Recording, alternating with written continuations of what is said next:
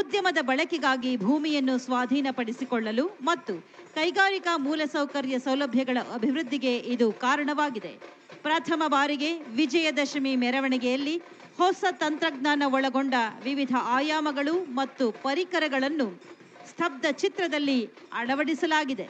ನೀವೀಗ ಕಾಣುತ್ತಿರುವುದು ಕರ್ನಾಟಕ ಕೈಗಾರಿಕಾ ಪ್ರದೇಶಾಭಿವೃದ್ಧಿ ಮಂಡಳಿಯ ಸ್ತಬ್ಧ ಚಿತ್ರ. ಅದರಲ್ಲಿ ತಾವು ಕಾಣಬಹುದು ಕ್ವಿನ್ ಸಿಟಿ, ಕರ್ನಾಟಕ ರಾಜ್ಯ ಸರ್ಕಾರದ ಬಹು ಮಹತ್ವಾಕಾಂಕ್ಷೆಯ ಯೋಜನೆಯಲ್ಲಿ ಕೂಡ ಒಂದು ಆ ಕ್ವಿನ್ ಸಿಟಿ. ಅದರ ಸ್ತಬ್ಧ ಚಿತ್ರವನ್ನ ತಾವು ಕಣ್ತುಂಬ್ಕೋತಾ ಇದ್ದೀರಾ ಬಂಧುಗಳೇ. ಹಾಗೆ ಮುಂದಿನ ಜಾನಪದ ಕಲಾ ತಂಡ ಸರಪಣಿ ನೃತ್ಯವನ್ನ ನೋಡ್ತಾ ಇದ್ದೀರಾ. ಶ್ರೀ ಶಿವಣ್ಣ ಗೊರವರಕುಂಡ ಕಲಾ ತಂಡ ಈ ಸರಪಣಿ ನೃತ್ಯವನ್ನ ಪ್ರದರ್ಶನ ಮಾಡ್ತಾ ಇದ್ದಾರೆ. ವಿವಿಧ ಚಿತ್ತಾಕರ್ಷಕ ರೀತಿಯ ವೇಷಭೂಷಣಗಳನ್ನ ಧರಿಸಿ ಈ ಕಲಾ ತಂಡ ಮೆರವಣಿಗೆಯಲ್ಲಿ ಭಾಗವಹಿಸ್ತಾ ಇದೆ.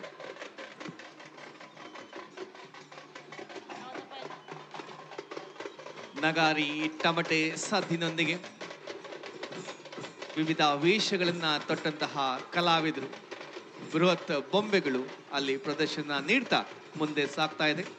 ಹಾಗೆ ಮುಂದಿನ ಸ್ತಬ್ಧ ಚಿತ್ರ ಕೌಶಲ್ಯಾಭಿವೃದ್ಧಿ, ಉದ್ಯಮಶೀಲತೆ ಮತ್ತು ಜೀವನೋಪಾಯ ಇಲಾಖೆ, ಉದ್ಯೋಗಾವಕಾಶ ಮತ್ತು ಸ್ವಾವಲಂಬನೆ.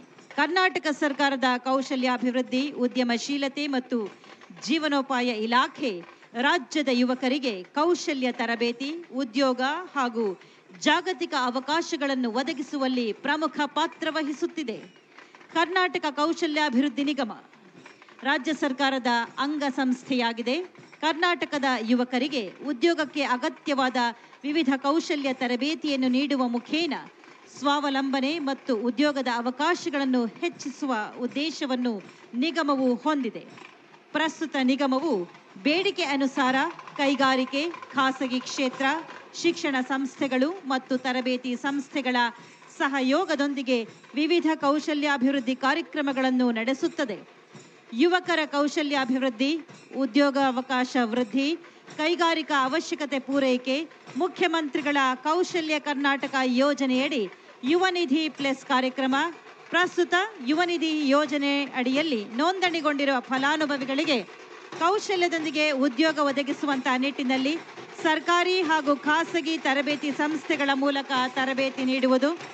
ಇಂಡಸ್ಟ್ರಿ ಲಿಂಕೇಜ್ ಸೆಲ್ ಅಡಿಯಲ್ಲಿ ಯುವಕರಿಗೆ ಭವಿಷ್ಯದ ಕೌಶಲ್ಯ ತರಬೇತಿಗಳನ್ನು ಕೈಗಾರಿಕಾ ಆಧಾರಿತ ಬೇಡಿಕೆ ಅನುಸಾರ ನೀಡುವುದು ಹಾಗೂ ಉದ್ಯೋಗದ ಅವಕಾಶವನ್ನು ಒದಗಿಸುವುದು ಮುಖ್ಯ ಉದ್ದೇಶವಾಗಿದೆ. ಕಲಿಕೆ ಜೊತೆ ಕೌಶಲ್ಯ ಕಾರ್ಯಕ್ರಮ.